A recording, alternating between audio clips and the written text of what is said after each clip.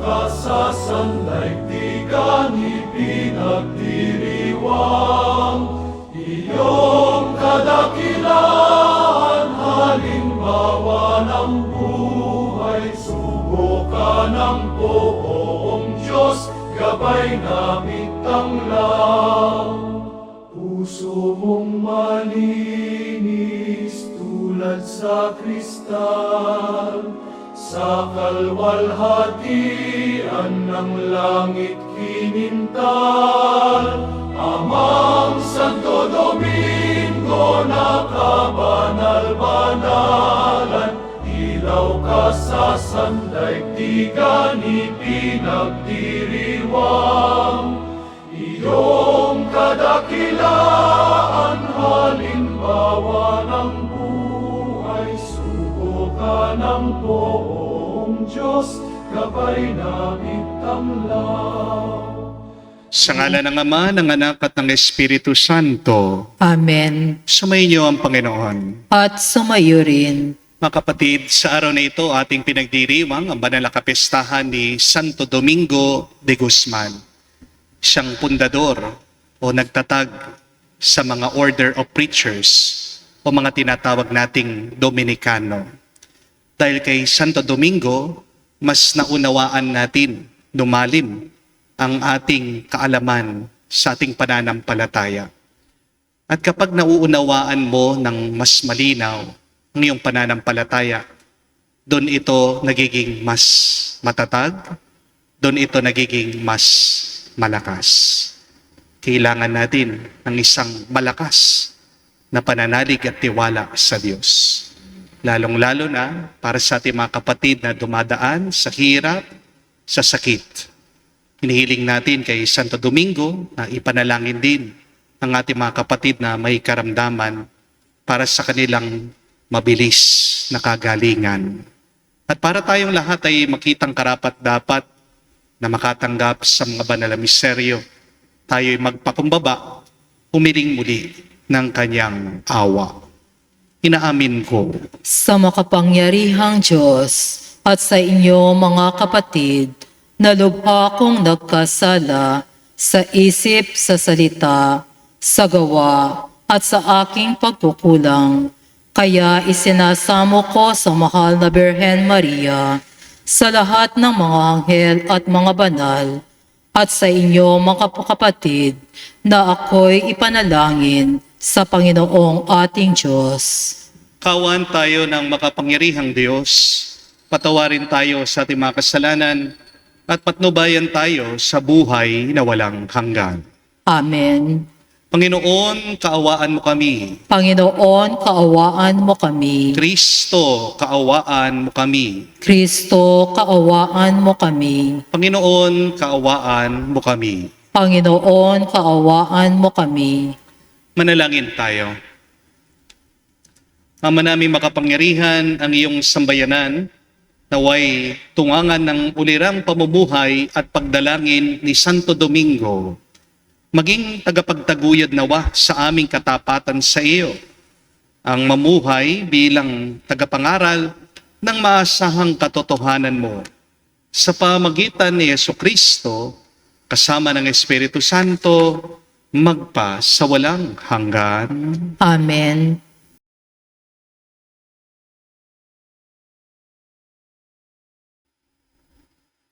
Pagbasa mula sa aklat ni Propeta Habakuk. Hindi ba't ikaw ay walang hanggan, O Panginoon, Diyos na kabanal-banalan at walang kamatayan? Itinalaga mo ang mga taga-Babilonya upang kami parusahan. O batong matibay, inilagay mo sila upang kami pahirapan. Ikaw ay banal. Ayaw mong tumingin sa kasamaan. Hindi mo matatagalang tingnan ang kalikuan. Bakit mo pinapayagan ang mga taksil? Bakit mo pinababayaang apihin ang mga taong higit na matuwid kaysa kanila. Ginagawa mo ang mga tao na parang mga isda sa dagat, gaya ng mga nilikhang gumagapang na walang namamahala sa kanila. Iniaahon sila sa tubig sa pamamagitan ng bingwit. Hinuhuli ng lambat at pinagsasama-sama. Pagkatapos, nagdiriwang sila at nagsasaya. Kaya't nag-aalay siya ng mga handog maging sa kanyang lambat at sinusuob niya ito ng mabangong kamanyang. Sapagkat dahil dito'y nakapamumuhay siyang maginhawa at laging masagana ang kanyang pagkain. Magpapatuloy ba siyang gumamit ng tabak at walang awang papatay habang panahon? Ako'y tatayo upang magbantay at lalagay ako sa ibabaw ng kuta upang marinig ko kung ano ang kanyang sasabihin sa akin at kung ano ang isasagot niya sa aking daing. At ito ang tugon ng Panginoon. Isulat mo ang pangitain. Isulat mong malinaw sa mga tapyas ng bato upang madaling mabasa at ibalita sa lahat. Sapagkat hindi pa dumarating ang takdang panahon upang maganap ang pangitain. Mabilis na dumarating ang wakas. Hindi ito maliliban, ngunit tiyak na magaganap kung ito may nagtatagal. Masdan mo, ang hambog ay mabibigo sa kanyang kapalaluan, ngunit ang matuwid ay mabubuhay sa kanyang katapatan. Ang salita ng Diyos. Salamat sa Diyos. Tanang sayo dumudulog ay tunay na nalulugod. Tanang sayo dumudulog ay tunay na nalulugod. Dapat kilalaning haring walang hanggan itong Panginoon. Kanyang itinatag yaong kanyang trono upang doon humatol. Ang pamamahala niya sa daigdig, pawang naaayon sa makatarungan niyang pagpapasya bilang isang hukom. Tanang sayo dumudulog ay tunay na nalulugod. Ikaw, O Poon, ang tagapagtanggol ng api-apihan. Sa gitna ng gulo at mga panganib ay kutang matibay. Lubos ang tiwala ng kumikilala sa iyong pangalan, sapagkat wala pang dumulog sa iyo na iyong tinanggihan. Tanang sayo dumudulog ay tunay na nalulugod. Suubin ng awit ng Hari sa Siyon, ang Diyos na dakila. Ang ginagawa niya'y ating ipagbunyi sa lahat ng bansa. Ang nahihirapay hindi nawawaglit sa kanyang gunita, at ang nagpahirap sa kaawa-away, kanyang sinusumpa. Tanang sayo dumudulog ay tunay na nalulugod.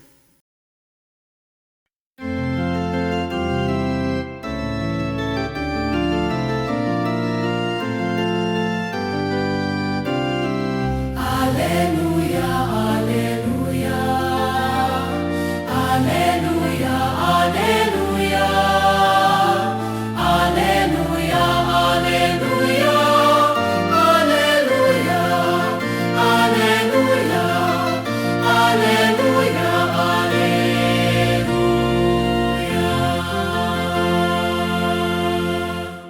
Si Kristo ay nagtagumpay, nalupig ang kamatayan, nagningning ang pagkabuhay. Aleluya, aleluya. Sumainyo ang Panginoon. At sumayo rin. Ang mabuting balita ng Panginoon ayon kay San Mateo. Papuri sa iyo, Panginoon. Nung panong yun, lumapit ang isang lalaki, lumuhod sa harapan ni Jesus at ang sabi, Ginoo, mahabag po kayo sa anak kong lalaki. Siya po'y hinihimatay at lubhang nahihirapan kung sinusumpong, sapagkat madalas siyang nabubuwal sa apoy o kaya mahulog sa tubig. Dinala ko na po siya sa inyong mga alagad, ngunit hindi nila napagaling. Sumagot si Jesus, lahing walang pananampalataya at matigas ang ulo. Hanggang kailan dapat ako manatiling kasama ninyo? Hanggang kailan ko kayo pagtitiisan? Dalhin niyo rito ang bata. Pinagwikaan ni Jesus ang demonyo at lumabas ito at ang bata'y gumaling agad. Pagkatapos ay lumapit ang mga alagad kay Jesus at nagtanong ng walang ibang nakakarinig. Bakit hindi po namin mapalayas ang demonyo? Sumagot siya, dahil sa kaliitan ng inyong pananalig. Sinasabi ko sa inyo, kung magiging sinlaki man lamang ng butil ng mustasa ang inyong pananalig sa Diyos, masasabi ninyo sa bundok na ito, lumipat ka roon at lilipat ito. Walang bagay na hindi ninyo mapangyayari. Mga kapatid, ang mabuting balita ng ating Panginoon. Pinupuri ka namin, Panginoong Jesucristo. Magandang araw po muli sa inyong lahat. Bukod po sa pagiging pundador ng mga order preachers o mga tinatawag nating Dominicano, si Santo Domingo po ay kilala dahil po sa 4 na bagay. Una, mahusay po siyang mangaral. Hindi lamang po siya nagturo ng doktrina. Lumakad po siya sa bayan, nakikipag-usap po sa mga simpleng tao. At pinapaliwanag po niya ang pananampalataya natin na may kababaang loob at pagmamahal. Pangalawa, si Santo Domingo po, mahal na mahal niya ang katotohanan. Nung panahon po niya, laganap po ang isang maling aral na tinatawag pong Albigensian o mga Catars. Sa halip na dahas, pinili po niyang labanan itong kamalian sa pamagitan po ng katotohanan, ng panalangin at ng mabuting halimbawa. Pangatlo, si Santo Domingo po mahilig mag-aral. Naniniwala po si Santo Domingo ng isang mangangaral ay hindi lang dapat banal, kundi dapat mahusay siya na pag-aralan ang salita ng Diyos. At pang-apat, kahuli-hulihan, kilala din po siya sa kanyang awa sa mga makasalanan. Hindi po niya agad hinusgahan ang mga tao, pinagdasal niya sila at inakay mas malapit sa Diyos. Bagamat hindi kilala si Santo Domingo bilang patron po ng mga may sakit, ang kanya pong buhay ay puno ng mga aral tungkol sa pagtitiwala sa Diyos, habag at panalangin, na makakatulong naman po sa mga may sakit. Kaya tandaan niyo po itong 3 aral mula kay Santo Domingo para manatili tayong malusog at kung kayo man ay may sakit, makatulong sana ang mga aral na ito para sa inyong mabilis na kagalingan. First, remember, Saint Dominic teaches us that healing begins with compassion. Ang paggaling ay nagsisimula sa pagkalinga. Si Santo Domingo po ay hindi lamang nagturo ng katotohanan. Mas mahalaga po sa kanya yung pagmamahal sa mga taong naghihirap. May isa pong napakagandang kwento tungkol kay Santo Domingo. Nung nagkaroon daw po ng isang matinding taggutom sa Europa, marami daw pong mga taong namatay. Si Santo Domingo po ay estudyante pa lang noon. At kahit na napakahalaga po ng mga aklat, dahil sulat lang po sila ng kamay. Ang isa pong aklat, napakamahal po, binibili nung unang panahon. Ang ginawa daw po ni Santo Domingo ay binenta niya yung kanyang mga aklat at ginamit niya yung pera bilang pambili ng pagkain para mapakain niya yung mga taong nagugutom. At napakaganda po nung kanyang sinabi. Turo niya, paano ako makakapag-aral gamit ang mga patay na balat ng libro, samantalang ang mga tao naman namamatay sa gutom. Hindi po tinuring ni Santo Domingo na mas mahalaga ang kanyang mga libro kaysa sa buhay ng mga tao. At napakaganda pong paalaala nito para sa atin. Ang katawan maaaring gumaling sa pamamagitan ng gamot. Pero ang tao, mas mabilis bumuti kapag inaalagaan mo siya. Hindi gagaling ang tao kung ang tingin mo lang sa kanya ay gamit. Oo, maraming mga may sakit, maaari mong mabili ng gamot sa butika. Pero merong mga sugat na ang pagmamahal lamang ang makakapagpagaling. Kaya kung merong taong nagmamahal sa'yo, may yumayakap sa'yo, nagbabantay sa'yo, pinagpala ka, kapatid. Kaya isa po sa mga napapansin ko bilang pari kapag ako'y bumibisita sa mga may sakit, kapag ina-anoint ko po sila. Marami po akong nakikitang mga matatanda na kahit na 80 na, 90 na, malakas pa rin sila. Ang tanong bakit? Hindi lang po ito dahil sa gamot na kanilang iniinom, kundi dahil napapaligiran sila ng mga anak, ng mga apo na nagmamahal at nag-aalaga sa kanila.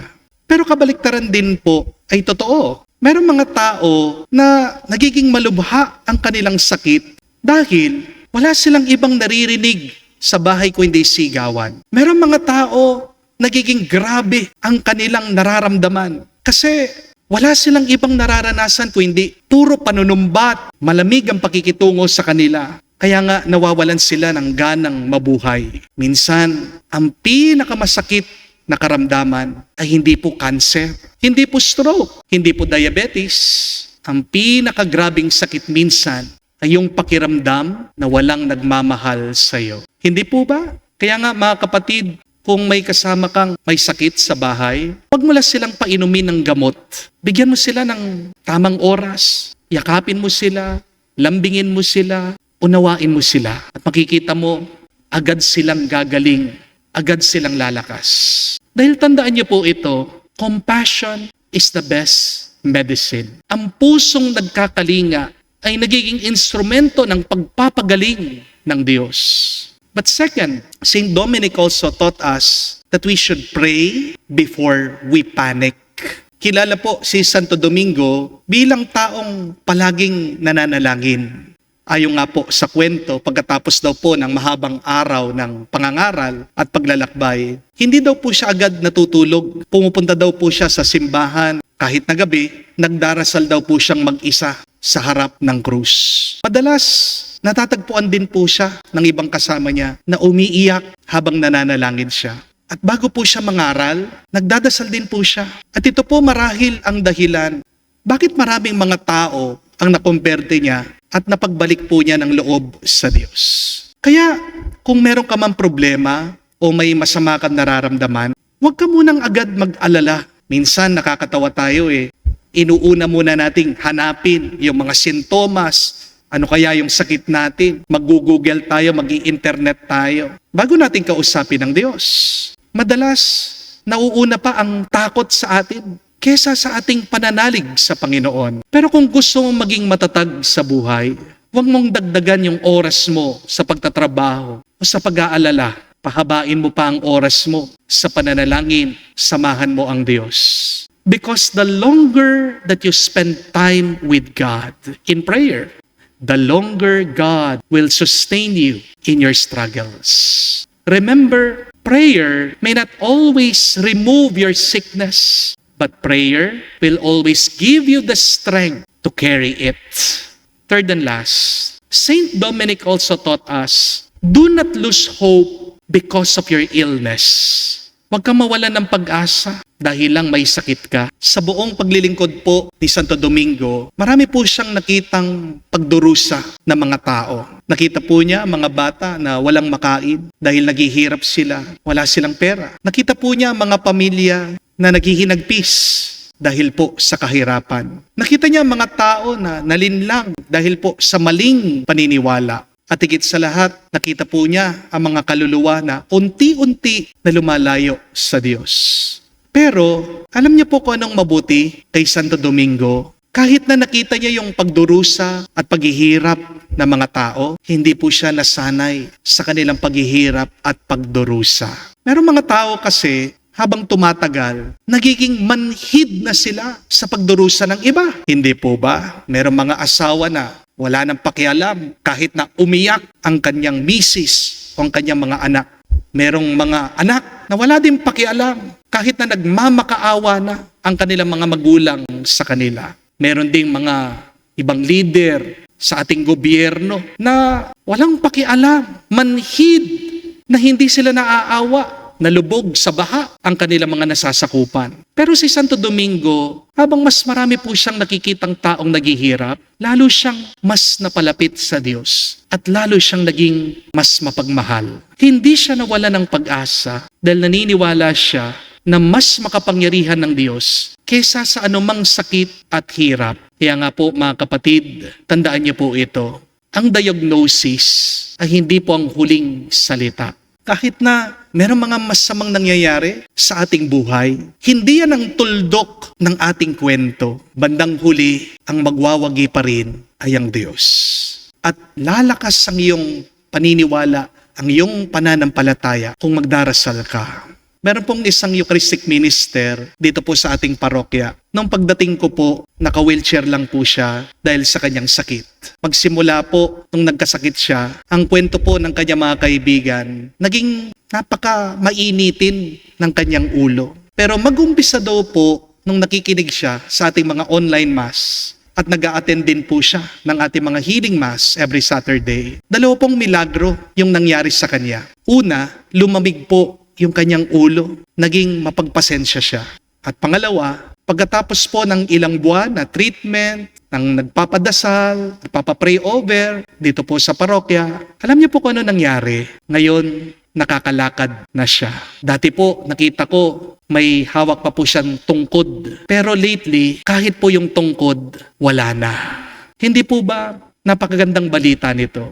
God is so good, sobra-sobra. Tingnan niyo po kung anong nagagawa ng pag-asa. Binubuhay ka, pinapalakas ka. Kaya tandaan niyo po mga kapatid, ang pag-asa ay hindi gamot. Pero nakakatulong ito para maging mabisa ang iyong gamot. Ang pag-asa, hindi po therapy. Pero nagbibigay sa iyo ito ng lakas para pagpatuloy mo ang iyong therapy. At ang pag-asa, hindi naman himala mismo. Pero dahil sa pag-asa, yan na nagbubukas sa iyong puso para tanggapin mo ang himalang hinahanda ng Diyos para sa iyo. Kaya kung meron kang sakit ngayon, huwag mong hayaan na mauna ang iyong takot kesa sa pananampalataya. Huwag mong hayaan na mauna ang pagsuko kesa sa pag-asa. Dahil habang merong Diyos, merong kang dahilan para umasa, para magpatuloy, para maghintay sa mas magandang pagpapala na hinahanda ng Diyos para sa iyo. Kaya sa banal na misa pong ito, manalangin po tayo kay Santo Domingo para ang mga may sakit ay lumakas at ang mga nahihirapan ay matulungan. Basta tandaan niyo po, mas mabilis gumaling ang tao kapag minamahal mo siya. Magdasal ka bago ka mag-alala at palagi kang umasa dahil walang sakit na hindi kayang pagalingin ng Diyos. Kaya sabihin natin, Santo Domingo, ipanalangin mo kami ngayon at magpakailanman. Amen. Tumayo po tayo, alay po natin sa Diyos ang ating mga dasal at panalangin. Sa pananalangin, lumapit tayo sa Diyos, Ama, na nagbibigay sa atin ang kapangyarihan sa lahat ng sanlilikha. Ating sabihin, Panginoon, dinggin mo kami. Panginoon, dinggin mo kami. Ang simbaan at ang kanyang sambayanan naway mapatatag sa pananampalataya at gawing sandigan ang Panginoon sa kanilang mga pagsubok at pagdurusa. Manalangin tayo sa Panginoon. Panginoon, dinggin mo kami.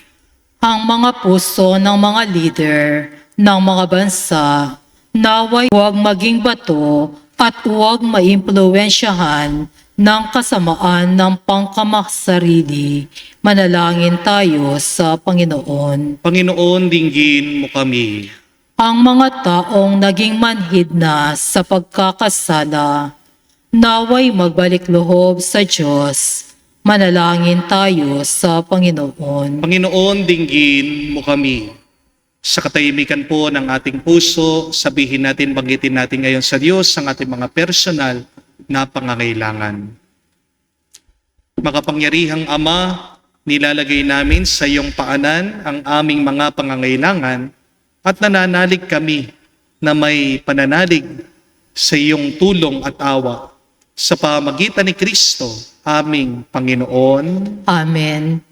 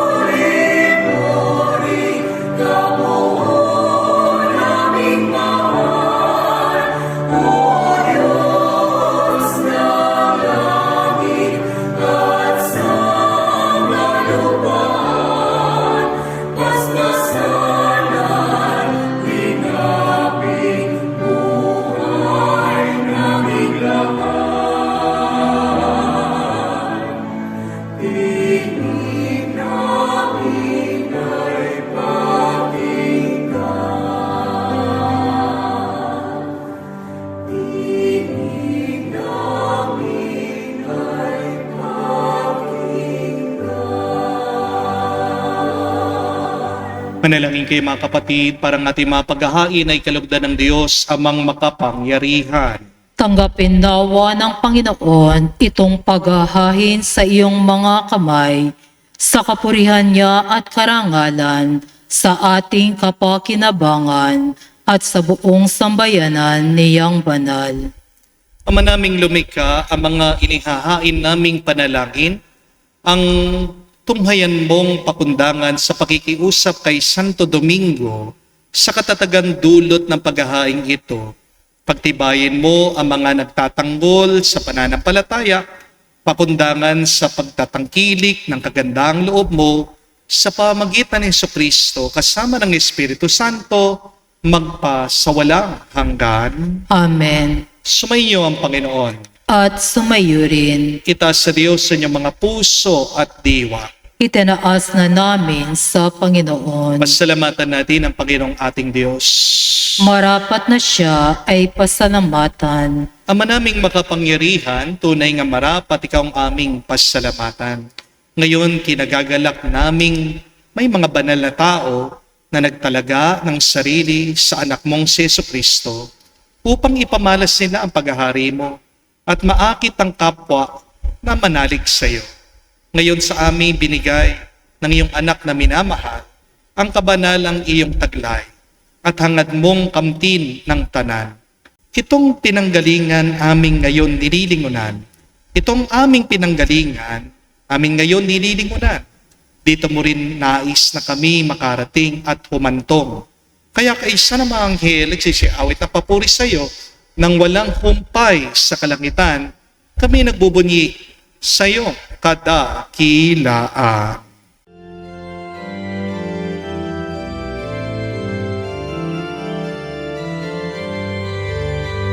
Santo, Santo, Santo, Panginoong Diyos ng mga hukbo, napupuno ang langit at lupa ng kadakilaan mo. Hosana, Hosana, sa kainasan, pinagpalang na paririto sa ngalan ng Panginoon.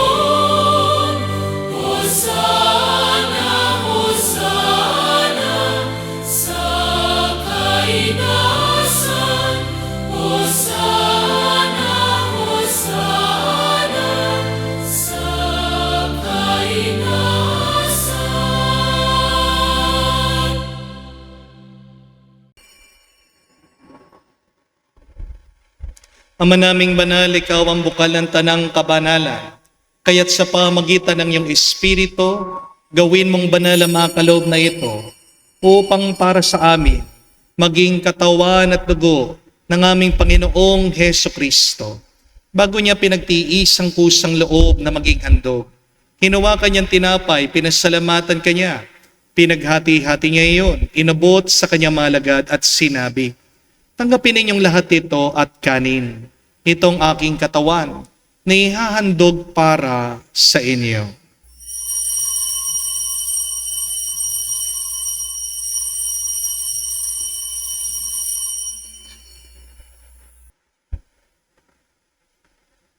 Gayon din naman na matapos ang hapunan, hinawakan niyang kalis, muli kanyang pinasalamatan. Nabot niyang kalis sa kanyang malagad at sinabi, "Tanggapin ninyong lahat ito at inumin. Ito ang kalis ng aking dugo, ng bago at walang hanggang tipan. Ang aking dugo na ibubuhos para sa inyo at para sa lahat, sa ipagpapatawad ng mga kasalanan. Gawin ninyo ito sa pag-alaala sa akin."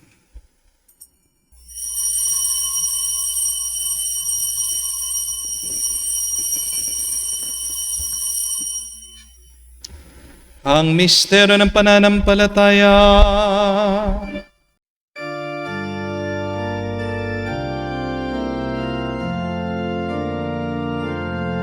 Si Kristo ay namatay, si Kristo ay nabuhay,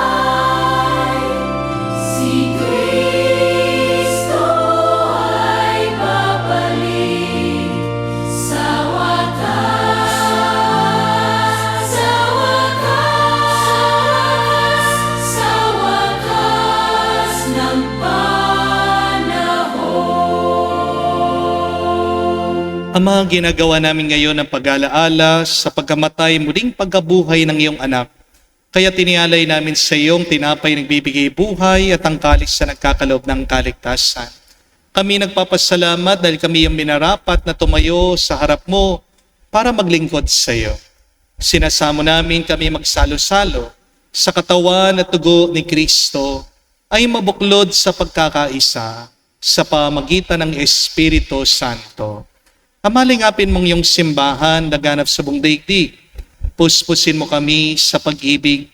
Kaisa ni Leon ang aming Santo Papa, si Florentino aming Arsobispo ng Tanang Kaparian. Alalahanin mo rin ang aming mga kapatid na nahimlay. May pag-asang sila'y muling mabubuhay. Gayon din naman lahat ng mga pumanaw. Kawan mo sila't patuloyin sa iyong kaliwanagan. Kawan mo at pagindapatin kaming lahat, makasalo sa iyong buhay na walang wakas. Kaisa na mahal na Birhen Maria, Ina ng Diyos, kaisa ni San Jose, ang kanyang malwalhating esposo, kaisa ng mga apostol, lahat ng mga banal, na namuhay dito sa daigdig, nakalugod-lugod sa iyo, lalong-lalo na si Santo Domingo, may ipagdiwang nawa namin ang pagpupuri sa ikararangal mo, sa pamagitan ng iyong anak aming Panginoong Heso Kristo. Sa pamamagitan ni Kristo, kasama niya at sa Kanya, ang lahat ng parangal at papuri ay sa iyo, Diyos Ama, makapangyarihan, kasama ng Espiritu Santo, magpasawalang hanggan. Amen, amen, amen, amen, amen.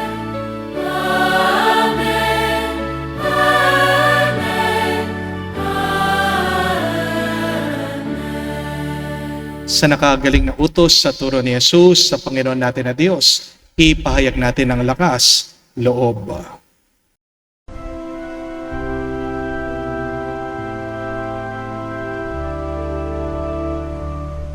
Ama namin, sumasalangit ka, sambahin ang ngalan mo, mapasa amin ang kaharian mo,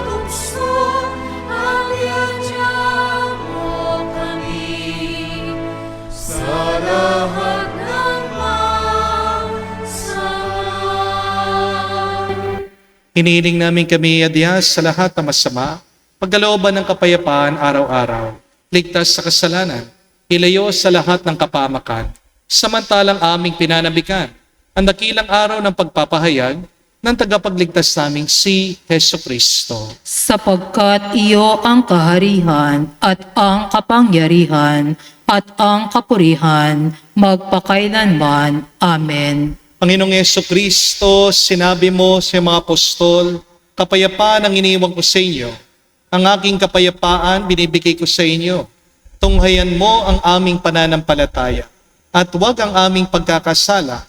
Pagkalooban mo kami ng kapayapaan at pagkakaisa ayon sa iyong kalooban.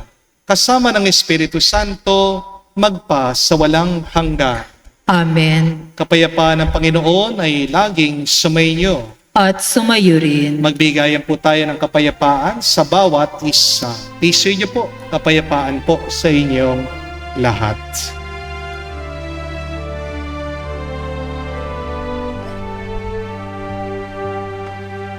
Kordero ng Diyos na nag-aalis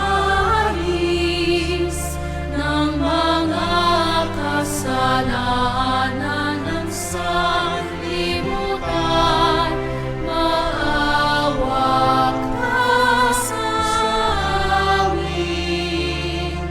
Maawa ka sa amin. Kordero ng Diyos na nag-aalis ng mga kasalanan ng sanlibutan, maawa ka sa amin. Maawa ka sa amin. Kordero ng Diyos na nag-aalis ng mga kasalanan ng sanlibutan, ipagkaloob mo sa amin ang kapayapaan. Mga kapatid, naririto ang ating Panginoong Jesucristo, ang Kordero ng Diyos. Siya nag-aalis sa mga kasalanan ng sanlibutan. Mapalad tayong lumalapit sa piging ng Kordero. Panginoon, hindi ako karapat-dapat na magpatuloy sa iyo, ngunit sa isang salita mo lamang ay gagaling na ako.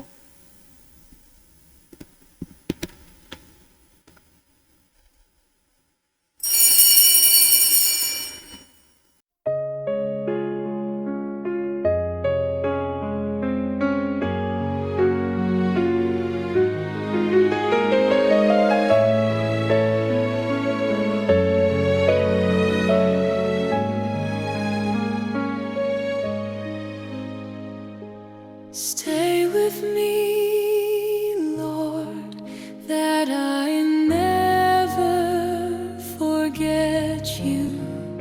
Stay with me, Lord, because I am weak. Stay with me, Lord, for you are my life.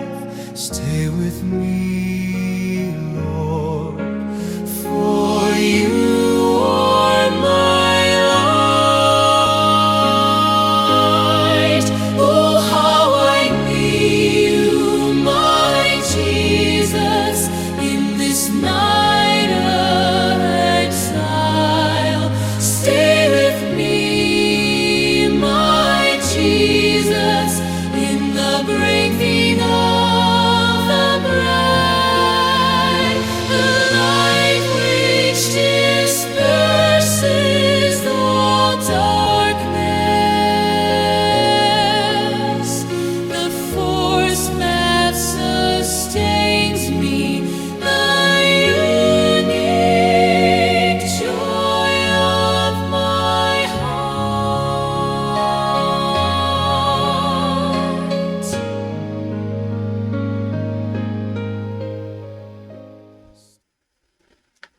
Manalangin tayo.